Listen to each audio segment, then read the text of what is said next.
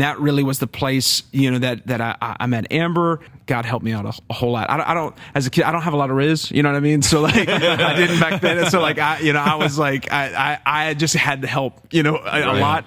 Let's have that conversation.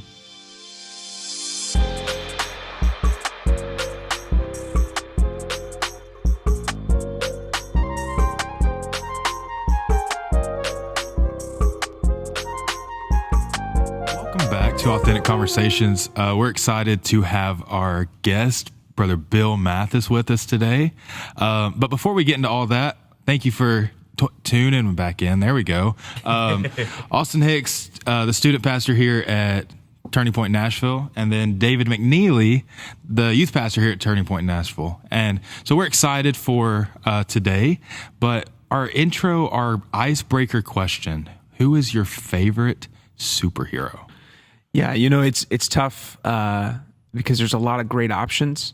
Spider-Man is a great one, Wolverine. But I'm gonna be honest with you, for all my church raised kids, I think Bible Man is my favorite superhero of all time. Bible Man. And I know that's such a like a churchy kid thing to say, but I'm telling you, man, have you seen Bible Man before? I used to have every single season on DVD, and I would watch those like back to back when I was younger.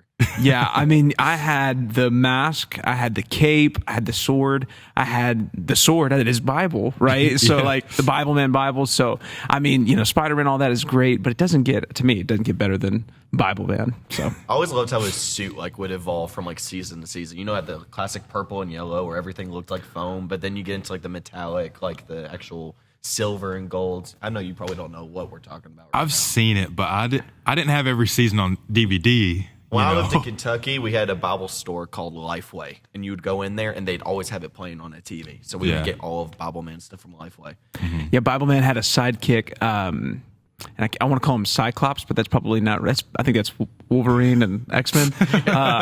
But my dad met him at an AutoZone once, got his autograph and brought it home to me. Now, it could have just been my dad trying to make me feel good that day, and he wrote out autographed by your Bible Man sidekick.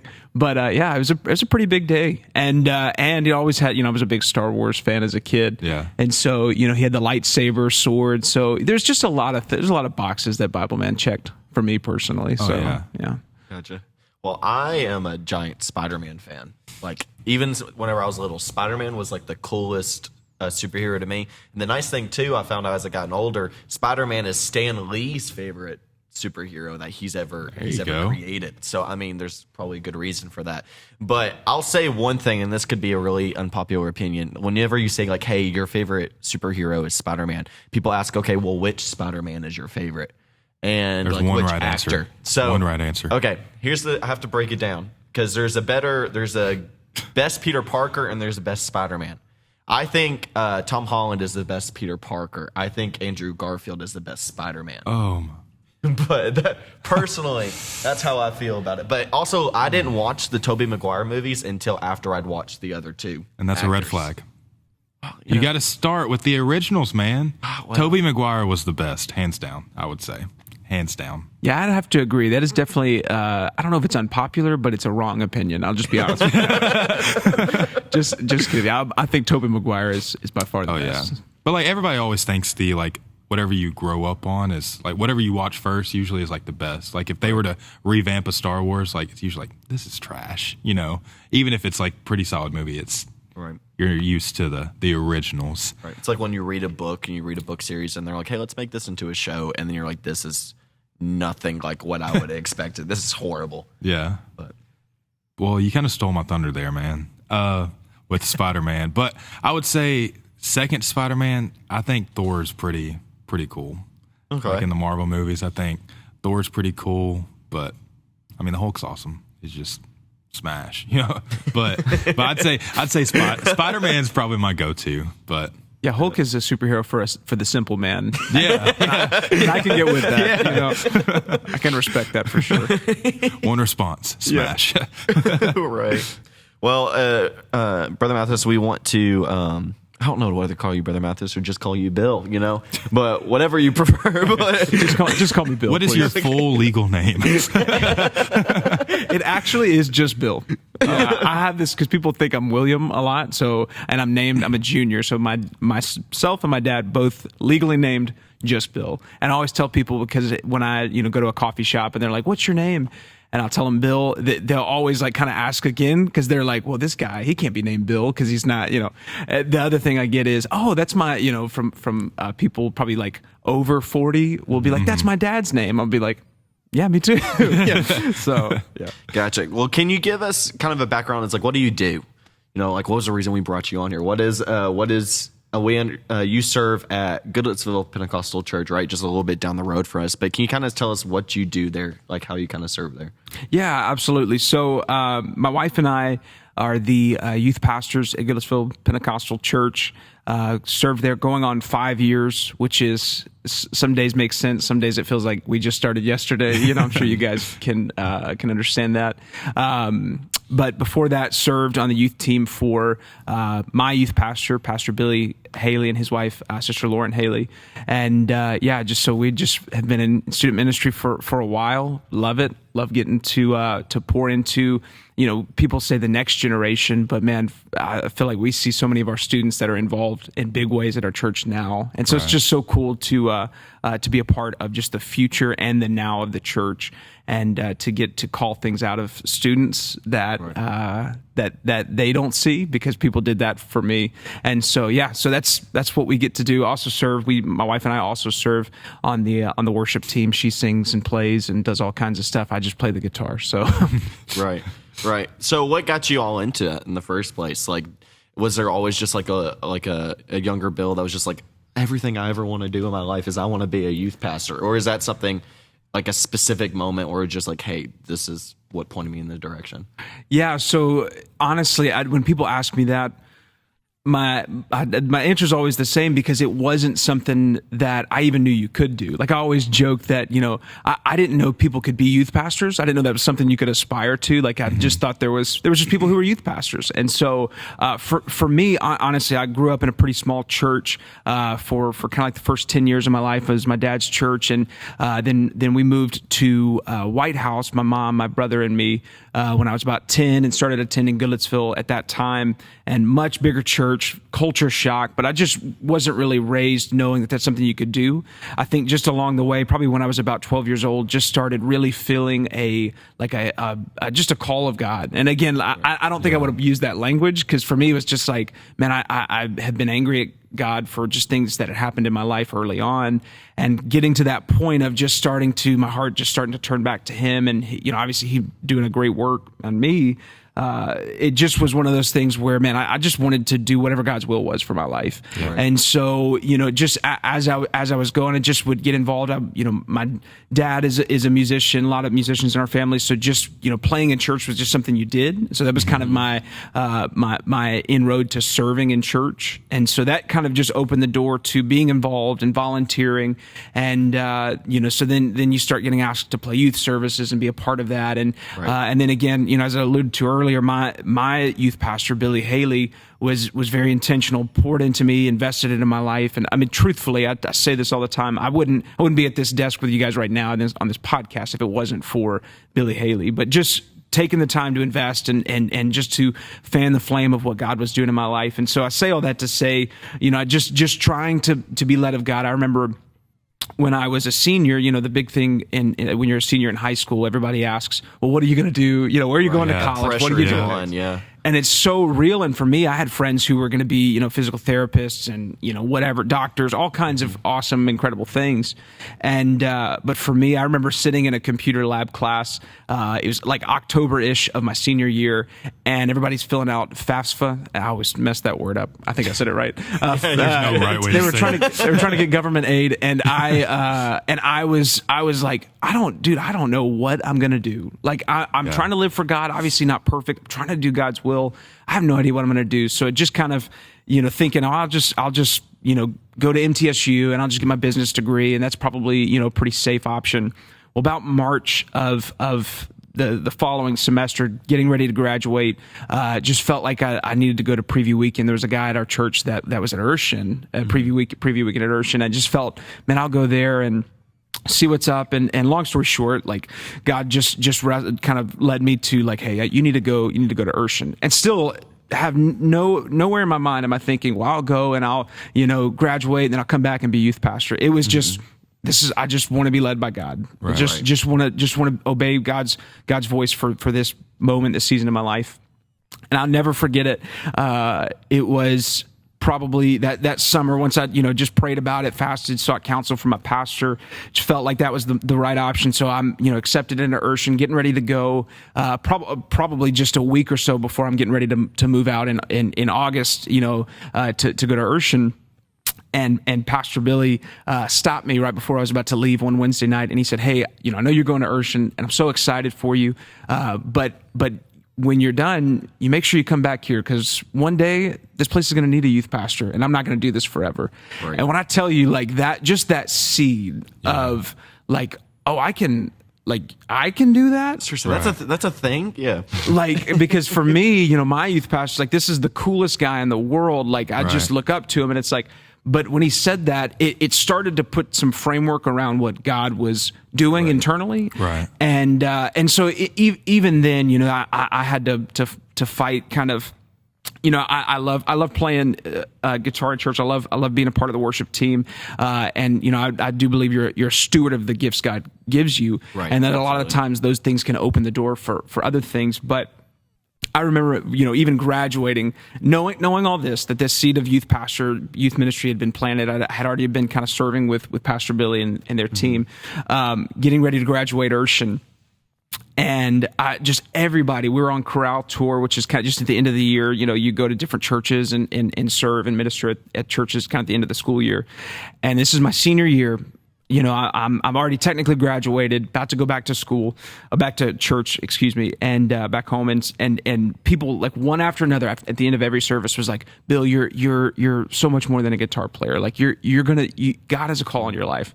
And finally, by the last person who said it, like literally 4 or 5 people say it over the course of 2 weeks. By that last person, I was like, okay, I'm so sick of hearing that. I get it, God. I get it. I'm more, and I'm just going to trust you, believe that you said this, that you're going to work it out.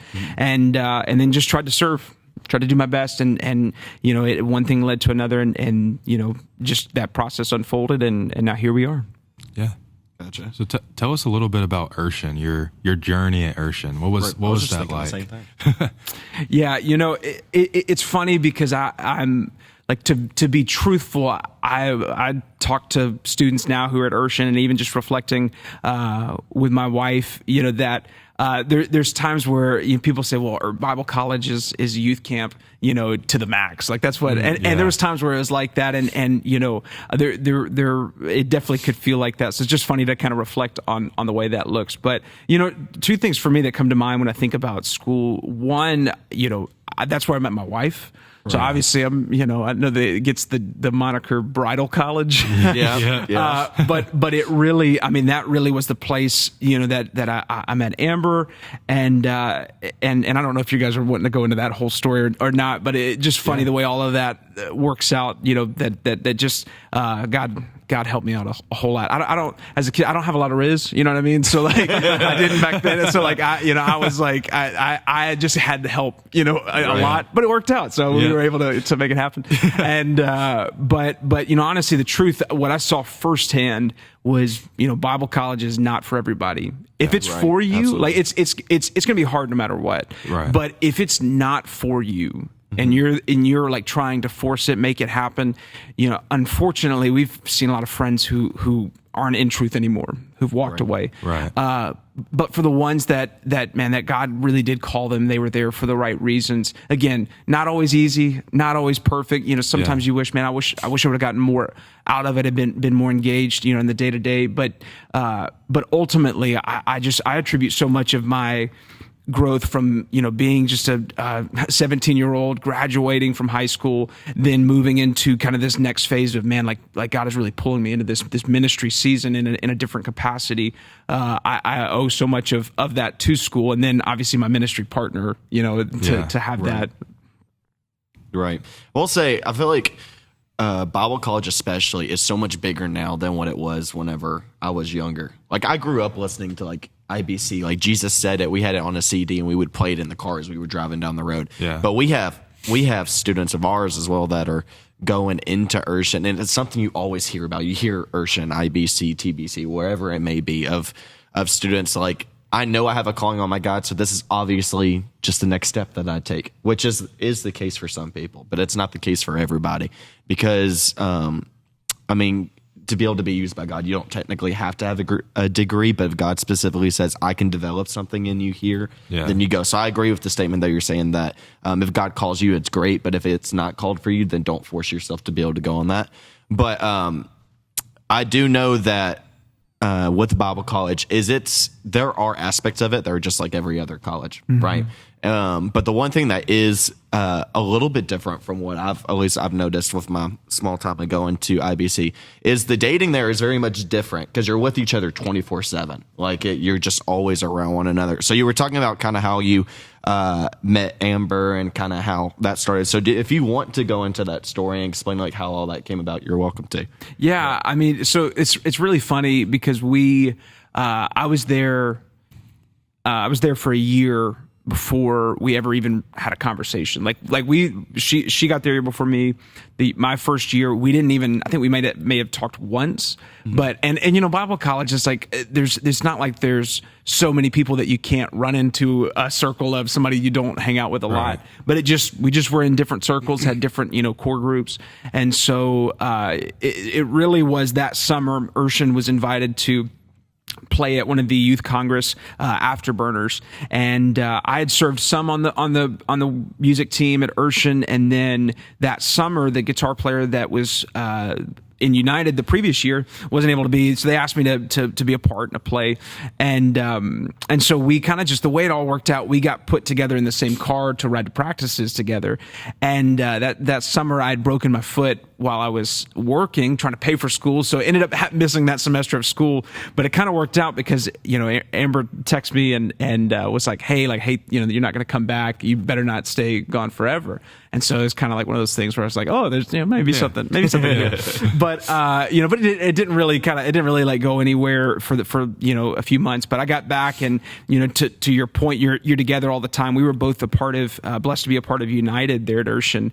And so you're in practices constantly. She played keys, she sang, but, you know, mostly played keys, and I played guitar. So you're literally, even just the configuration of practices, we're right next to each other. And so, you know, you're just constantly, around. And so it is interesting how that accelerates, you know, relationships. She was that year getting ready to graduate, and I still at that point had a few years left, ended up not going as long as I thought I was going to go, but she, you know, I know that, hey, she's about to graduate, she's kind of signed a contract with her church that she's going to go back into the music for at least 2 years. So and I knew, you know, hey, like, no matter what my journey looks like, my heart is in Goodlettsville. That's where God has called me to. Right. So I remember, you know, it was April, she's getting ready to graduate, and I had to ask her essentially, you know, hey, this is where I feel God is calling me to. I don't know what it looks like, but I know that I'm going to be in Goodlettsville. Is that something that you can do? And we're dating for 2 months and haven't asked that question. So, you know, it's like we oftentimes will advise students, you know, to take things slowly, and I think generally that's the right practice, you know, because my youth pastor used to say you grow in 3 areas when you're dating. You grow physically, you grow spiritually, and you grow emotionally. So the longer you're with someone, you're growing in those areas. And so it's good to take things slow, because if you break up and it feels like a divorce, then you probably got too close. You gave them a part of your heart that really wasn't yours at that time to give. Yeah, absolutely. But the unique part of all of that was we had to decide, hey, do we at least feel like there is a future here, because we're going to be doing this long distance thing, 9.5 hour drive, and we're going to have to decide, is this something we want to do? And thankfully she said yes. I do think at some point, I asked her, I said, you know, do you think that you could see yourself moving, like, at some point? And she was like, I think I could see that. And so, you know, we dated essentially long distance for about 2.5 years after that.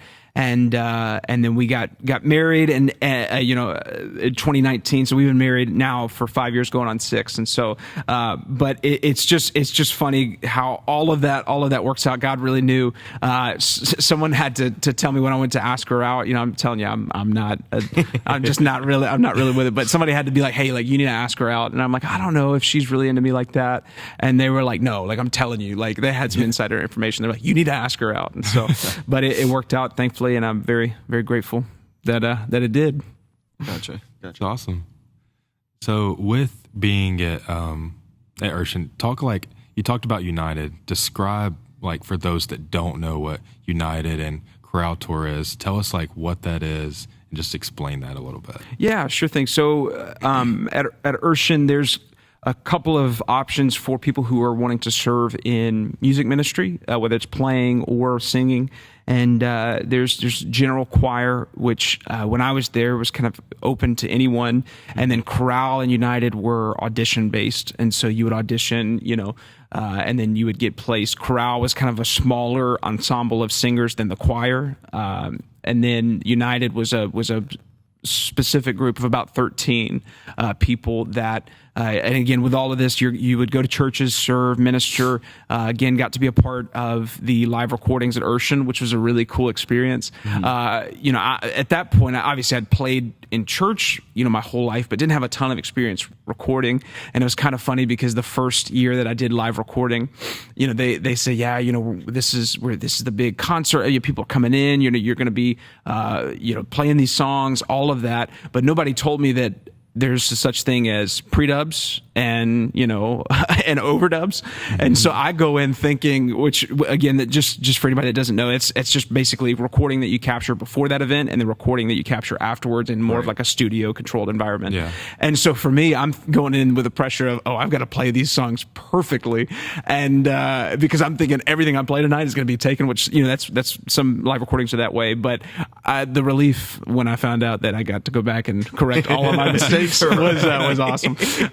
But it was really, honestly, I was super blessed to be a part of that because we got to go to a lot of great churches, kind of just all over the country, got to meet a lot of great people. And truthfully, for me, one of the highlights of my time at Urshan was that time, when you go on Corral Tour, you take a Greyhound bus and you're all together serving for 2 weeks, wearing the same suit every night, basically, because everybody has a arranged kind of clothes that you do. And then United, you kind of like more in like the 15 passenger vans, but it's just, it's just the camaraderie of that is incredible. You're playing with the same people that, every night, and just so much fun. And then just to get to minister in that capacity, such a privilege to get to go to churches. And again, like I said, meet some really fantastic people. And so I would say that was definitely one of my, favorite experiences about being at Urshan. I'll remember because whenever I was younger, I was we have an all common buddy named Trace Grantham, and whenever he came to be youth pastor here at the church before we have that now, he came from Urshan. So whenever I was younger, I was like, man, Urshan, I want to go to Urshan. And Urshan's like the greatest. And I used to sit there and watch these YouTube videos that they would make of y'all's Corral tours as y'all would go through, and they would take videos of, like people asleep on the vans. They would be like, all right, so what's this question? And then they would pull the mic out and that person would be just knocked out on the seat. Or I saw like the random pick an item up, all right, start preaching about this. And they would like take a seat belt and they talk about how God protects you, or like point to the window and do all these things. And I was like, that's so cool. That's so neat. But it's always kind of funny to kind of look back and like look at those type of things. But I do want to ask you, so after you got done with Urshan and you make the transition of going back home, how was that transitioning coming back in home? Yeah, it was unique, and it kind of felt this. And if you've been away for college and for Bible college as well, when you come back, you kind of expect everybody to have stayed the same. Like you recognize you're changing, but when you go back, you expect, the chairs to be in the same place, the paint to be the same color, and people to all kind of just be doing the same thing. But life goes on even while you're gone. Yep. And so to be honest with you, that was a little bit of a unique transition, trying to come back and kind of, find my place again. And everybody has gone on living life and doing their thing. And so for me, trying to just get acclimated back to being in that environment, that was a little bit of a challenge, to be honest. But I think what was helpful was I just had such I had a purpose. Like I knew I wanted to get married, so I was working on that, working, trying to, all of that good stuff. And then too, I knew the next step after that at some point would be student ministry. And so, and I know not everybody has that clarity coming back home. A lot of the times you come back home from Bible college and you kind of have in your mind that, I'm going to have this perfectly laid out plan. Like I'm going to go and just immediately start ministry. And there was a little bit of uncertainty for me because I didn't know the timeline. I didn't know how all of that would break down. And so, but sometimes I think it's just the grace of God. He's not going to give you every piece of it, because then it's like, well, then I could just figure it out. I'll go make the call, or I'll go, talk to that pastor, or I'll go figure it all out on my own. But at the end of the day, like God withholds enough that we'll continue to trust in him. And then from there, you just see him work. And then when you look back, we talk about this, my wife and I, when we look back, man, you just see how the doors opened up. And so for us to be able to see how things worked out, just the timing of me being able to get settled and get a job and start working. And even though it was a challenge for us being long distance, that was such a unique season. It really did help us kind of to get grounded as individuals, so that we weren't like these dependent people on one another, but we were, strong and growing in who God had called us to be individually, so that when we were able to be married, we came together, I think, in a pretty healthy way. And so, if that makes sense. So, right. Yeah, so that whole season was just unique, because you're kind of in this, like, I know what's going to happen. I know generally kind of where God's going to take me, but I don't know how it's going to work out. Right. But it really it reminds you, one, I need to trust God, and it tests your patience, right? They say don't pray for patience because God will give you things. Yeah, well, I wasn't really. It's real dangerous. I wasn't really praying for patience, but God, I guess, knew I needed a test in that anyways. But it was a unique season. But I think the other side was it really helped me to make that true transition from, okay, now I've graduated college, but just another element of, but I'm about to step into something that, it's going to be the most challenging thing to this point in ministry I've ever faced. And so I'm grateful for that time. And again, that's a tribute to Pastor Zuniga and Pastor Billy, that they were so in tune with what the transition process should look like, that they helped us to transition well. I'm grateful that I didn't get back and it was just, all right, I'm going to drop this on you, now I'm out. Yeah, it was a very meaningful transition where, there would be times where Pastor Billy would ask me to lead certain things or to be over stuff, and he would continue to give me more and more responsibility, to where when we announced that the transition was happening, it was sad because they had done this. They ended up serving in student ministry, the Haleys, for 11 years. So it was sad, but it didn't take anybody by surprise when they announced that we were the ones transitioning into that. Right. And so I'm forever grateful that they set us up so well to transition.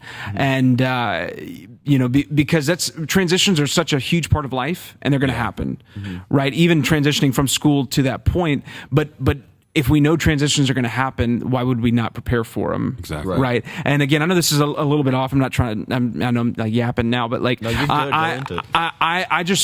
even now thinking, man, at some point, I'm not going to be a youth pastor at this church. Right. So I have to intentionally think, okay, who could be the next one? Right. Who could be the next leaders and influencers? And so I have to start thinking now, okay, who is the next one, so I can help them transition well? Right. Because it's so crucial. How you transition is so impactful for that first season of ministry. Because you guys know, man, when you start, it's tough anyways. Yeah. Even if the circumstances are perfect and you transition well and all of that, there's still so many elements of trust and influence you're trying to build that it really is. It's tough in and of itself. So let's make it as great of an experience for that person transitioning. So I say that to say I'm grateful that was modeled so well for me. And now, I try to have that same mindset even now. Now, to be honest with you, I'm not looking to go anywhere anytime soon. from youth ministry for me is not, it's not a stepping stool. Like it's not a step. It's not. I'm not like doing this until the next gig. If this is all I ever did, I'd be like, God, you called me to the coolest thing in the whole world. This is amazing. Right. Yeah. But I recognize that the reality is that at some point there will be a transition. And so just with my experience trying to bring that and help other people, I think is hopefully that will be the experience for the next one. So, but yeah, that transition was definitely really unique. So Right. And you were kind of talking about how, like, Brother Billy Haley came up and it's just like, hey, make sure you're coming back home or we get from Urshan because I won't do this for forever. And I know from talking to some students in the past that sometimes it can be hard to feel either pulled in a certain direction or feel like, hey, I'm going have an idea of I'm going to serve in this, and then having to wait so long before that actually comes in, that transition takes place, and it's either like the anticipation building, or maybe they just don't feel like why is God's timeline so much slower than what I expected. So what would you kind of say to like a student if they came up to you just like, hey, God's really told me that I'm supposed to be going this direction, but I'm just not seeing the doors open. I don't know what to do in the meantime. Yeah, that's such a great question, because I think one, you don't want to stifle like the hunger that somebody has to serve in God's kingdom, because I think there's so many people that they don't want anything to do with it. They're like, man, I go to church because my parents make me, or I'm just here, I don't really want to step out, I just want to blend in. So I think one, affirming that, man, I love that there's such a hunger in you for God, for the kingdom of God, because that's what Jesus instructed us to do, is to seek first his kingdom. So if I'm feeling that pull, then man, I'm gonna fan that flame. But I also recognize there's a wisdom to, because for me as a student, if I'm 16, 17, I feel I'm already serving, or I feel this hunger. I'm like, man, like, yo, God, let me cook, right? Like just let me get in there. Like I just want to make it happen. So sorry, you guys, look, you got we're hanging out with Gen raised Z, hands from the people in the back. They loved it. But I'm like, man, like, I feel this. Why can I do this? But the reality is there are things that you just don't see that one, God is protecting you from, or God is preparing you for. Right. And so it's one of those things where you don't know the full details and stories of your life, and you don't know how things are going to unfold, but God does. So if God has you waiting, there's a purpose. And I know that's so hard when you're in it, because you're like, well, I don't, there's a purpose for my pain. There's a reason for my waiting. Right. But truthfully, I look back and say, man, I'm glad that God did not elevate me before my time, because it would have crushed me. Yeah. Right. As hard as things have been, just learning and growing in the role that we've been blessed to serve, as hard as it's been now, I just think, man, if God had elevated me when I thought maybe I was ready or I wanted it, I don't know if I would have made it through, and because there's things about your character. John Maxwell has this quote that you need to be bigger on the inside than you are on the outside. Right. And basically what that means is your character has to be bigger than your competency, your gifts, your talents. So for that student, they might be a better preacher than you are. They might be a better singer, and better this, and better that. Yeah. Right. But if they don't have on the inside what it takes to sustain that competency, then at some point their gifts are not going to outlive poor character. Right. Like they say that your gifts get you in the door, but your competency, your character keeps you in the room. Right. Yeah. So you might be able to impress people by the things you're able to do, but at some point there's got to be a deeper work. And I think that time of waiting, it honestly, it kills things in you that God is saying you can't take that to the next season. Yeah. And so that's a hard thing for someone who's like has a fire and a zeal. It's a hard thing for them sometimes to see, and it's hard sometimes for us to see that. Right. Yeah. But I do. It's like the old song, "We'll understand it better by and by." I might have just alienated like your whole audience right now, but truthfully, there is an element to this, that perspective. When you look back, you see, man, I'm so grateful that God, even though he had these great things planned for me, he loves me enough to keep me from pain that I didn't have to go through because I didn't try to make it happen on my own, and I didn't try to make my time come before it was time. Right. And so that's affirm the fire, but recognize that if God has me waiting, then there's something maybe internally, something in my spirit, something He's trying. Not that I'm a terrible person, because obviously there's a desire, a call of God, but that He's really trying to grow me into that season. Right. And that's not something that's uncommon. I mean, you look in the Bible. I mean, Abraham had to wait 25 years before he got, the fulfilling of his covenant. I couldn't say fulfilling there for a second. And then, David, again, we talked about with Caitlin and Travis on their episode, how David had to wait 15 years before he was ever put into the position of king. But, you know a little bit about that too, right? God called you specifically to a time of waiting. How was that for you? Yeah, there was a specific service that we had. There's a speaker here in Tennessee, and he works very kind of prophetically, and he was like, you're gonna have a waiting season. You're gonna have a dry season. I was like, okay. That's always great. God, come speak to me today by the prophet. Oh, Yeah. so bad news. So surprise, put a pause. But it was because, talking to, and like, great leadership is amazing. But like talking to pastor and be like, look, this is, because I didn't really know what it meant. He said, you're gonna have your dry season, your waiting season. And I was like, okay, that's cool. But like, what does that mean? Right. And just kind of getting guidance from Pastor Burton, just kind of him saying, do grow every day. Because like, if I wasn't growing, then whenever that waiting season was over and God was ready to use me, then I wouldn't have been prepared. Right. Kind of like Bill was saying, that you were growing, and that transition was seamless. Like, if you wouldn't have been getting those extra challenges and those other responsibilities, then that transition would have been a smack in the face. Right. But because you were growing and transitioning and preparing yourself for what God had for you, then it was smooth. It was kind of seamless.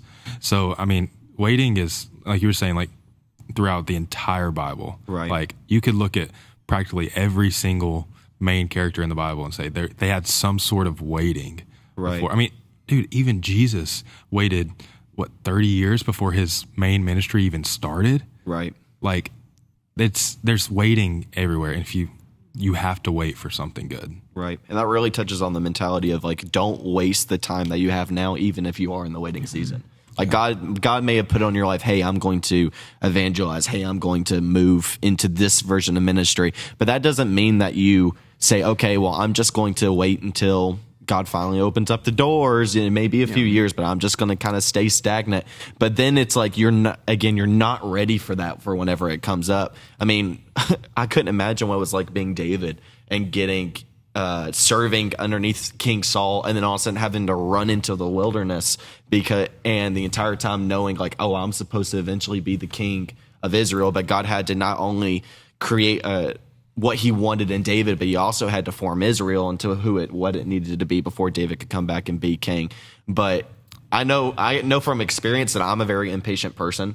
Like, if I get told like, hey, we're going to go do something, like if I have to be somewhere, I'm like, all right, if I'm standing around the house, like already dressed and ready to go, I just leave. I could be there an hour early. I could be there 30 minutes early. I'm just very much like, I don't like sit there and standing around and waiting until the time to be able to do something. I'm like, okay, let me go ahead and get it done. Now, when it came to schoolwork, that was the complete opposite. But I'm growing up, I'm working on bettering myself on that. But it's like, so I understand what it's like for like a student. It's like, I know for a fact of what I'm supposed to do. I've either had someone come and speak it over my life, or I felt in my own prayer of, hey, I am supposed to be moving into this position, but I feel so stuck and so burnt out because I just haven't reached that yet. And it's literally just God saying, yeah, I gave it to you so you can have the dreams and you could develop the burdens, but I have to develop the character before you can ever experience that. Yeah. So, I mean, Yeah. I have a question so like, as you kind of think like using imagination, like, so David got his, got anointed, but then he had to wait with his brothers, the people around him, knowing that, he's got a call, he's supposed to do these things, but nothing's happening. He's still being the little shepherd boy.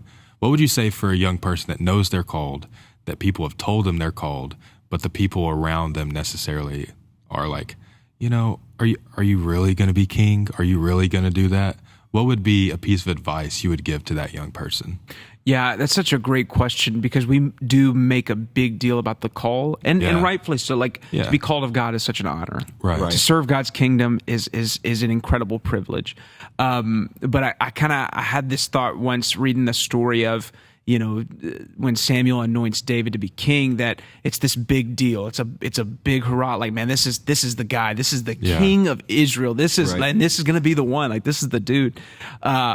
And then I thought about this. What about the day after David was called? Yeah. What did David do? He probably went back and tended the sheep. Right. And I think there's a truth that sometimes we make such, and again, you guys, obviously we recognize the importance of youth camp and altar call and these big life-changing moments. They're monument moments that you can look back and say, man, God did such a work in that time. Right. But what do I do the Monday after a youth camp? Yeah. Right. Absolutely. What do I do the Wednesday, 3 days after youth congress? The challenge is we try to make the call about the big things in the microphone that I'm doing. But the most important thing you're going to do for your call is to live every day like you're already walking in it. Right. Like my prayer life, I should be aspiring for a prayer life now of being, if I'm called to be a pastor, I should have a pastor's prayer life now without a title. Yeah. If I'm being called to be an evangelist, if I'm being called to be a doctor, whatever the case is, but that's the mission field God's called me to, well, then I better live today like I'm walking in that. And so I think the challenge is we want to wait until we get to those big moments to be big, but the most important moments are the moments that nobody sees. Right. And so I heard somebody say it like this, like when you're in a dry or a waiting season, it's your lifestyle and your personal disciplines that sustain you. Mm-hmm.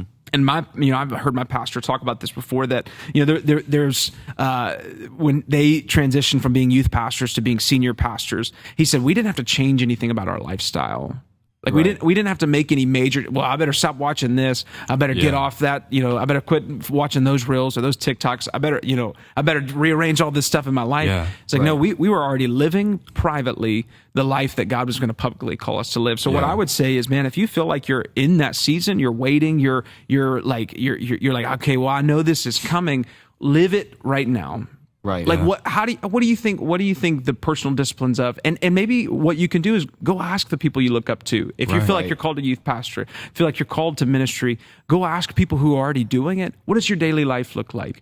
And God won't always call you to totally replicate the disciplines and sacrifices of that person, but you can at least say, oh man, there's something to what I do and nobody sees. Yeah. Because what I do and nobody sees ultimately will be who I am when everybody sees. Yeah. I think about even I know we're talking about David, but I even think about Daniel. I love, and it's such a popular story, but when the decree goes out, you'll worship no other gods, no man except for the king. The Bible says that David goes to his house, opens the door, and he says he prays 3 times a day as he had previously done. Mm-hmm. So even when things around him changed, Daniel's life didn't change. Right. Daniel's personal disciplines didn't change. Right. And so you, as a young person, as a person who feels called but doesn't know what that looks like, your disciplines right now are going to be what sustain you. Right. And the big key to that is it's not just about feeling the Friday night power in your prayers, because sometimes your prayers aren't going to feel like that. And in fact, maybe I'm not as spiritual as you guys. A lot of my prayers don't feel like that. No. A lot of times it's I'm doing this because I love God. I want to have relationship with Him, and so I'm going to value the discipline of walking with Him and having that daily walk. Because if I don't, then when stuff does get real, it's going to be hard to have that foundation. Right. And so, I think so many times we want to make it about the big moment, the big call. But I think what you do the day after you're called is so crucial to you getting to that place. So I just would encourage them, hey, what do your disciplines look like? What do your phone disciplines look like? Are you on your phone 6 hours every night before you go to bed? Man, that's going to be really hard to be sensitive to God if you're constantly feeding yourself with other voices. Let's make room for God. Right. I think when you do that, as simple as that sounds, you're making space in your life now for the life God's calling you to live. Right. Yeah. Right. It's the saying. It's like you minister from your overflow. Right. If you don't have anything pouring into your life, then you can't pour out into something else. And something Brother Kerry said in an episode that we've done before is he was talking about, it was like, we talk about how we want to hear the voice of God whenever we go into a service. Like, God, use me, push me one step forward, like talk to me, let me hear your voice. But he's like, if you never desire to hear his voice whenever you're by yourself, if you don't have that type of like prayer closet, that type of prayer schedule, he's like, how are you even going to know what to listen to? It's like, how are you even going to learn how to recognize the voice in the service if you can't even do that on your own? So it's really setting those foundations of, I know what God has called me to go into. I know where I want to go. But if I can set the foundations now, if I can be faithful now, then how much easier is that going to be? And it's not, I say that like it's going to be easy. It's not going to be easy whatsoever, but it gets you ready for the storms and stuff that you're going to have to face as you go in. I think also too, we talked about before you get into ministry, let's say we're talking to a hyphen member that has just got into a position. They're either starting this thing at their church or they're helping out in some kind of ministry. Can we talk about it's okay to fail? Like the subject of yeah, sometimes we are going to go and fail. We're going to mess up, but that's just part of kind of growing. Like, what are y'all's thoughts on that? Yeah, I think, again, there's been so much that's been said on failure, but I think sometimes you don't recognize the importance of just like, and not to sound like Nike, but honestly, just to do it.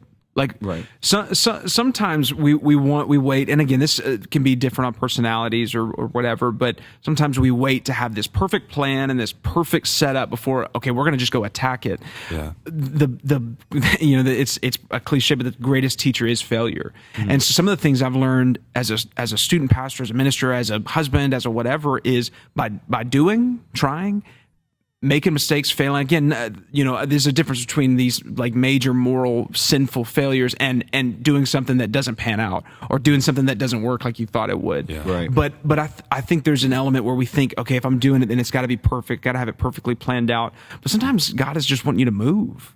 Right. Like God honors movement. And so if I can just, okay, I don't know how to teach a Bible study, but I'm just gonna go tell my barista that I see every week at Starbucks, hey, it just felt like God wanted me to tell you that He loves you.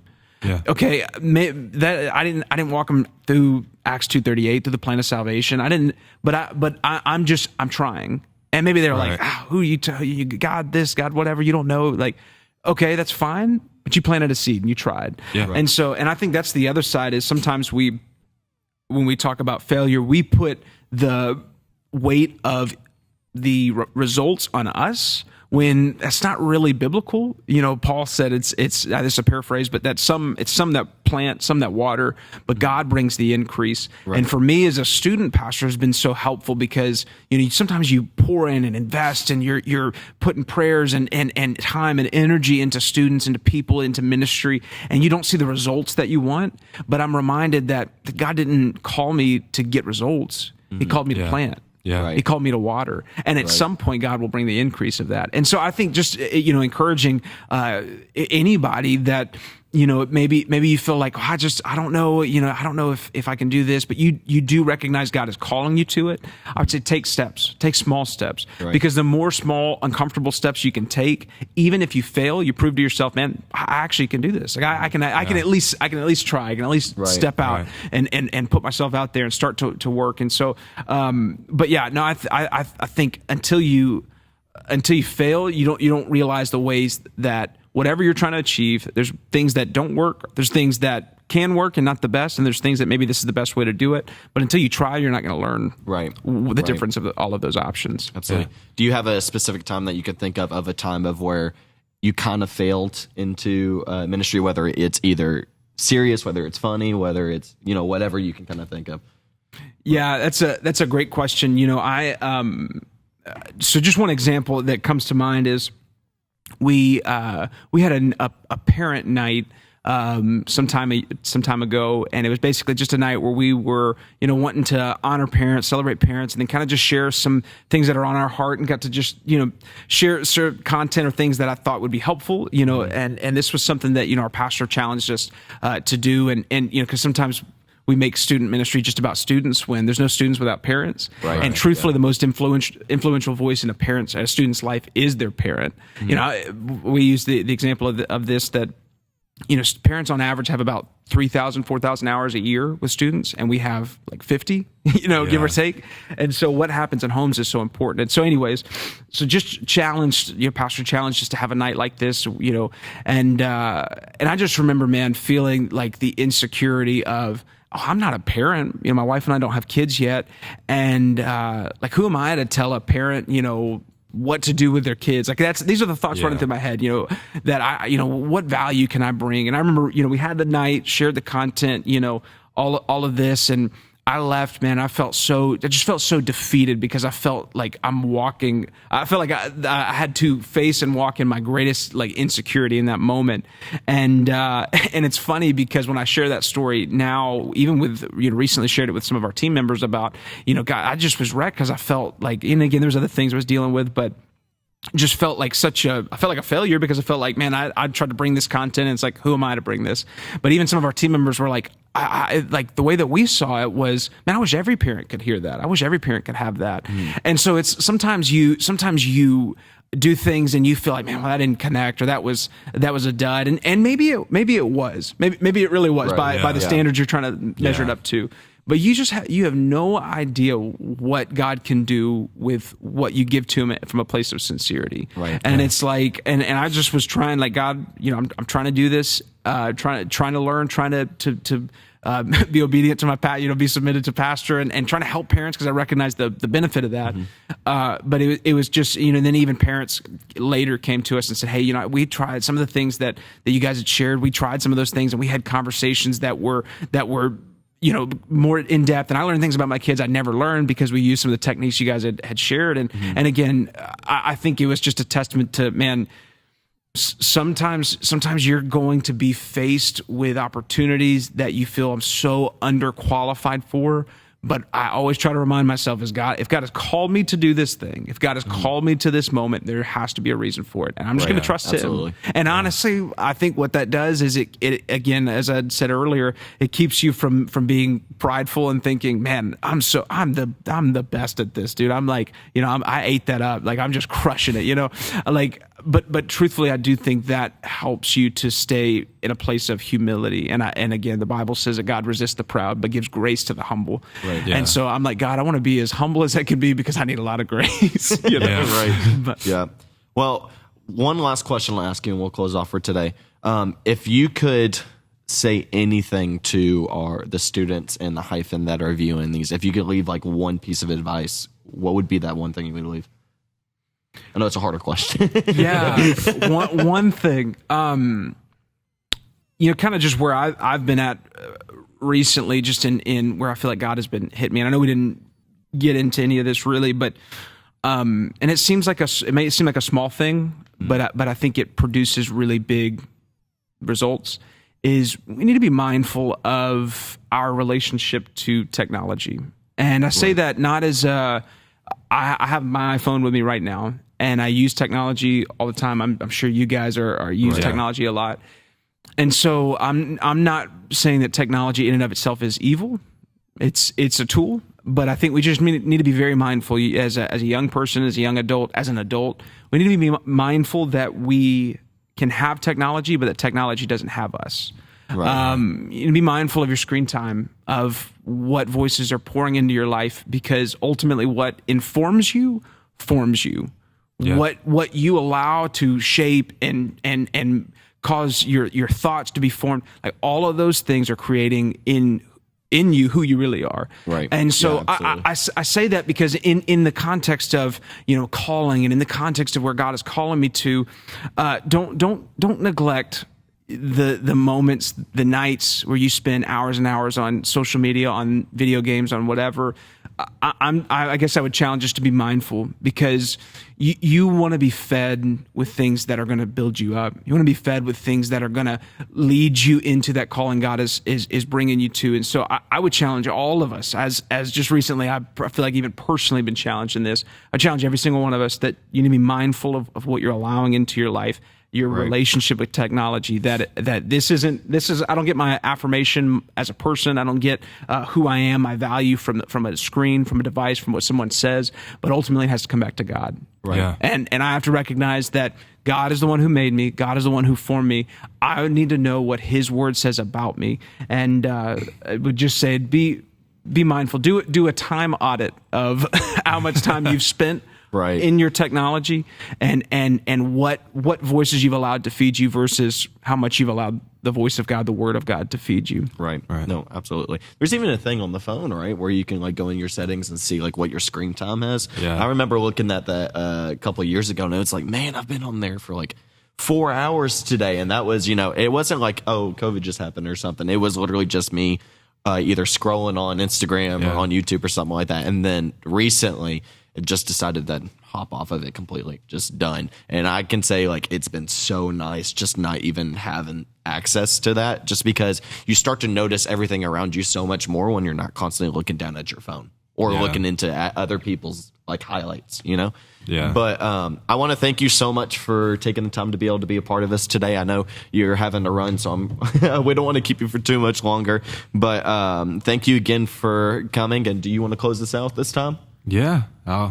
This will be the first time I think I've ever closed this out. I know, don't blow it. Yeah, that's Pastor's go-to saying. But as a part of Authentic Student Ministries, our purpose is to reach, develop, and engage students into the church so that they may become authentic Christians that honor God with their lives. There you go. And if you haven't subscribed to our channel yet, do it, like it, comment it. Let's, I feel like the typical like YouTuber saying that, but smash that like button. Yeah. But thank you for listening. We hope to see you in the next episode, and God bless.